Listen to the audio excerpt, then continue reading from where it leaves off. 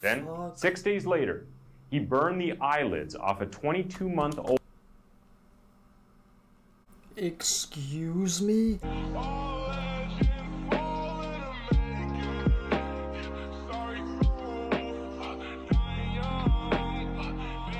We've been watching a few of these with these young killers. Twisted Minds has surprised me even further. I think we started with a 13-year-old or something. No, we started with an 11 or 12-year-old.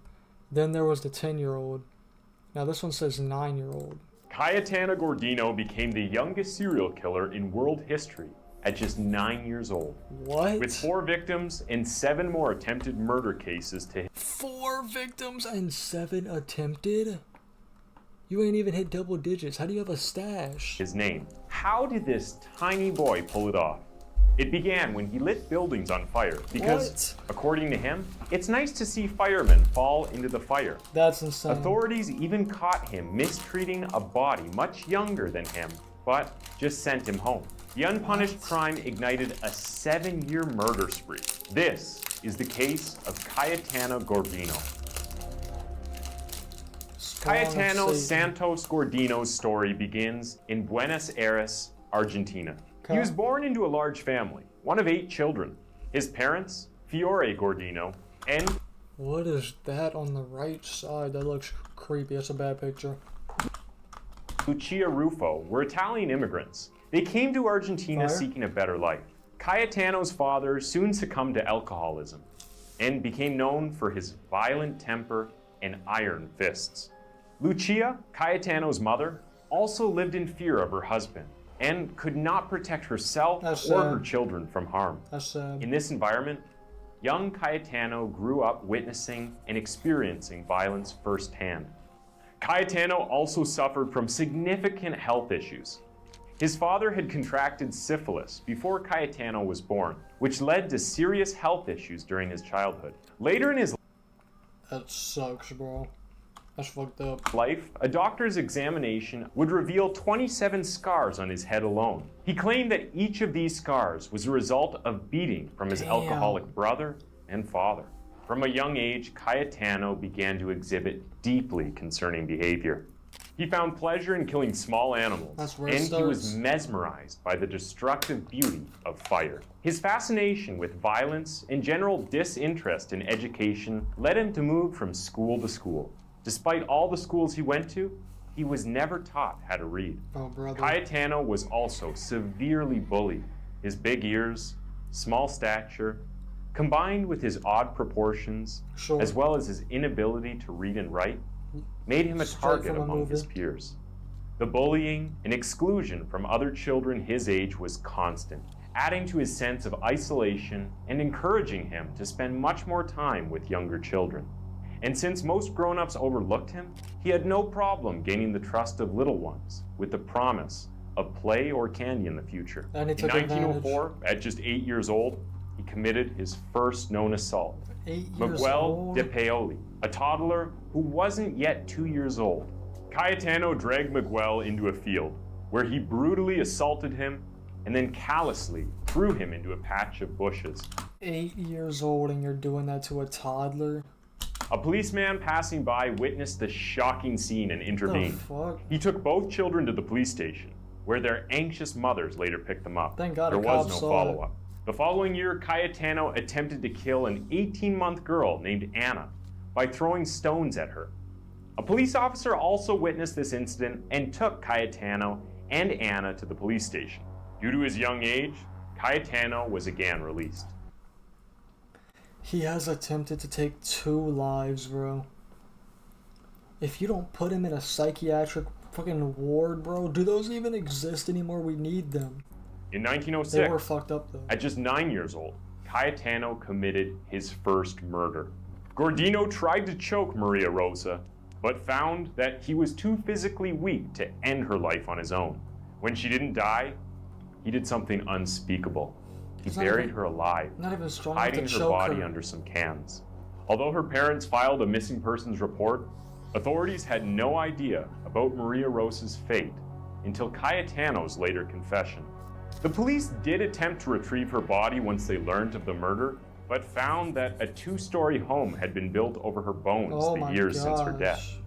At the time, there was a law banning people from pleasuring themselves in the privacy of their own homes. As invasive as that was, Cayetano's parents Banning people from doing that? What? used this law as an excuse to get the police to take him off their hands for a few months, Okay. claiming that they caught him in the act. He returned home from the facility he was being kept in and seemed to lay low for the next few years. But on September 9, 1908, he went back to his pattern of violence. Cayetano convinced Severino Gonzalez, age 2, to go with him with the promise of candy and treats. He lured Fucked the 2-year-old into an abandoned warehouse Literal where he proceeded to 2-year-old. drown the little boy in a horse trough. The owner of the What? building happened to be nearby, and he heard a struggle. He found the 2 boys, both wet, with the little one half dead in the large trough. But Cayetano talked his way out of it by claiming What? a mysterious woman in black had been there. According to Cayetano's story, he had gotten there in the nick of time, scared off the violent woman, and saved the toddler from certain death. The police were called, and he gave them the same story. They seemed to believe him, and they let him go. What the Then, fuck? 6 days later, he burned the eyelids off a 22-month-old. Excuse me? He did. Then, 6 days later, he burned the eyelids off a 22-month-old with a cigarette. What? The screams of the child brought his mother running, but Cayetano took off and was gone by the time the mother reached the child. He was never officially caught, but rumors began to spread about his involvement with the random acts of violence toward That's so toddlers in the scary, area. bro. At this point, his parents had had enough. They didn't believe his stories about the mysterious woman in black going around terrorizing small children, and they had previously found a small box underneath Cayetano's bed 4K? full of dead family pets. So What they the brought him to the police station and begged them to help. Do The authorities something. sent him to the colony of Smaller Peace, where he endured brutal physical punishment Deserved. and had to go through hard labor for 3 years. Deserved. He came home just in time for Christmas on December 23rd, 1911. He had just turned 15. Although his father had found him a job, in less than 3 months he had lost it and was trolling the streets again. Oh, brother. Because of his excellent Lock him knowledge back of the up. city, he knew all the locations of deserted land and buildings. Lock him back so up. he Put knew him where to back in take all of his something. victims before he even got his hands on them. That's. He began drinking, and with drinking came extreme headaches, with an urge for violence. On January 17, 1912, Gordino set a warehouse on Corrientes Street ablaze. It was when he was being Look at that questioned about shit. this crime that Gordino said his infamous quote, "I like to see firemen working. It's nice to see how they fall into the fire." But Gordino's crime spree didn't stop with This arson. motherfucker's a Satan Less than a swan. week later, the body of a 13-year-old boy named Arturo Aurora was found dead in an empty house. Rest in peace. He was beaten, half naked, and with a cord tied around his neck. The police had no clue what kind of monster could have done something like that. The case went cold until Gordino later confessed to the crime. He claimed to have taken Arturo to an empty house and covered his mouth with a handkerchief after tying him up. He proceeded to whip him with a branch from a fig tree. When he grew tired of that, he strangled him and left. March 7th of the same year, Raina Vainikoff, 5 years old, Oh my was admiring gosh. shoes in a storefront window when she began to scream. Someone had set her dress on fire. What the A fuck? policeman nearby threw the little girl to the ground and tried to kill the fire with his own body, but she was already severely burnt. That's Raina was rushed so to the hospital, fucked where up. she died 16 days later. Dude. These are people going about their everyday life. These are children. These are toddlers. How many did he... Allegedly, Cayetano was there in the crowd, watching everything unfold. 8 months later, he tried to claim another victim, a 2-year-old named Russo Roberts, Another using his 2-year-old. typical method of luring away toddlers. He took him to a warehouse and tied his feet together with a rope, which he used as a belt You know for how his trousers. scary that has to Before be? he could end Robert's life, a farmer nearby noticed what was going on and interrupted. The police were called, and since they had no concrete evidence, they had to let him go. What? But the police were keeping an eye on him now. They grew very suspicious of being called to crime scenes, and his explanations about how he was there at that exact moment when the kids in question needed his help. They always wait. Because of each child's until it's too age, late. they couldn't get the real story. All they could do was watch and wait for him to slip up. On the morning of December 3rd, 1912, Mrs. Maria Giordano, a neighbor of the Gordinos, told her son that he could go outside and play. She needed to do some chores. So she reached for the red ball lying next to the front door and told him that if he would stay on the path, he could play outdoors. This was the last time she would see her son alive. Her son was named Gesualdo, and he was just 3 years old. Damn. Cayetano had spent his morning being yelled at by his father.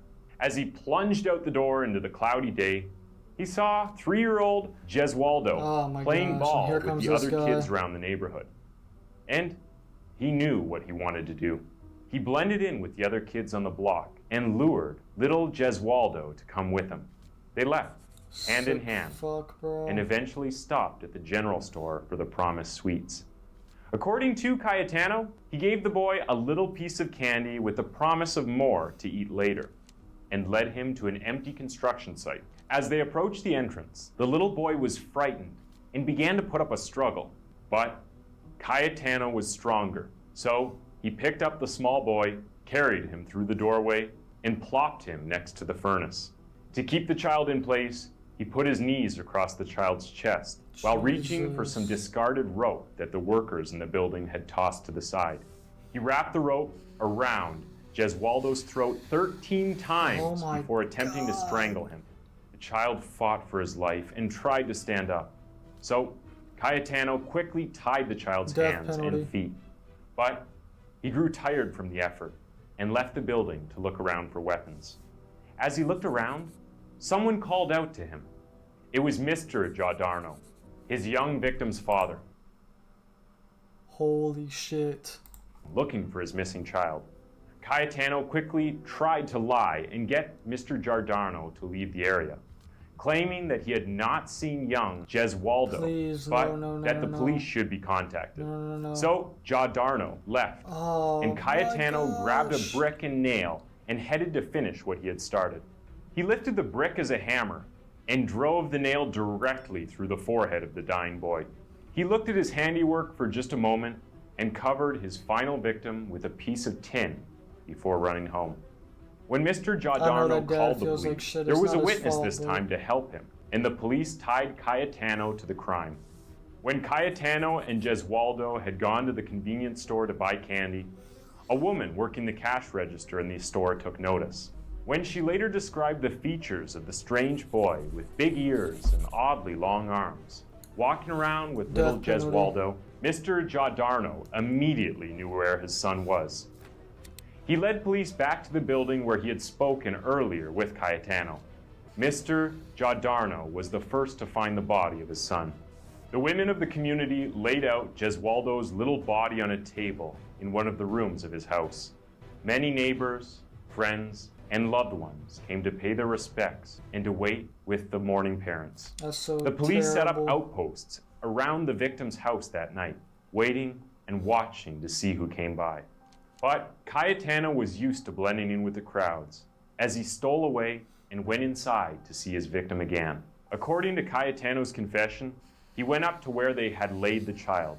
Then he went closer and, with his hand, pulled the face to see whether they had left the nail in his victim's head. He became very upset to see it gone. Early the next morning, the police surrounded his house and arrested Cayetano without any problems at all. Cayetano talked for many hours, eagerly telling them everything that he had done. They also found a newspaper article in his pocket. He had bought the newspaper the day before and cut the article out so he could look at it whenever he wanted. His sister also told the police about the blood she had found on his clothes when he arrived home after the murder. He was ultimately charged with 3 murders and 11 assaults. The public wanted blood. So many asked for him to receive the death penalty. But because Cayetano Gordino was only 15 at the time, he was sent to a mental hospital for the next 2 years.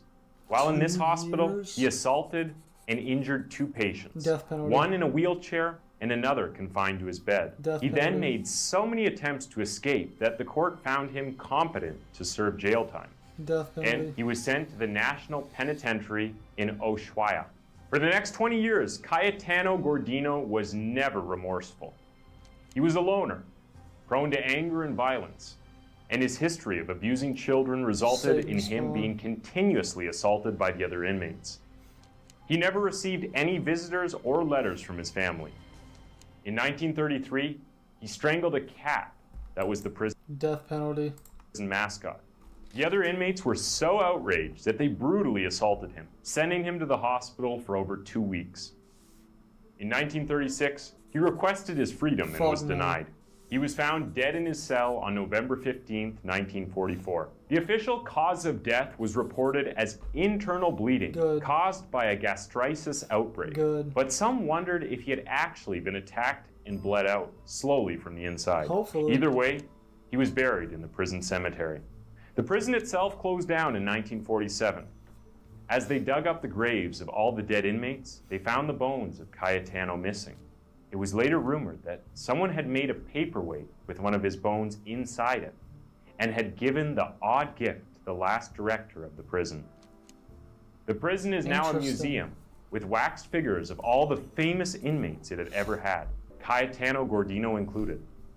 Thanks for tuning in. That was a great video. Holy shit. That kid is fucked up. That was more sick and twisted than I thought. That's the oldest 9-year-old I've seen. Facts, bro. Yeah, his childhood pictures, he looks like a grown-ass man. This case was crazy. I didn't know about it, probably because it was so old too, but that was very interesting. Twisted Minds, I love it. Get up in my hometown, there's nobody left. Set up the bro with a play, don't fumble it. Damn, he fumbled the ball, I gotta recover it. East Street lacking, other bitch caught up. He spun back, that's not what I taught him. Now I gotta make the play.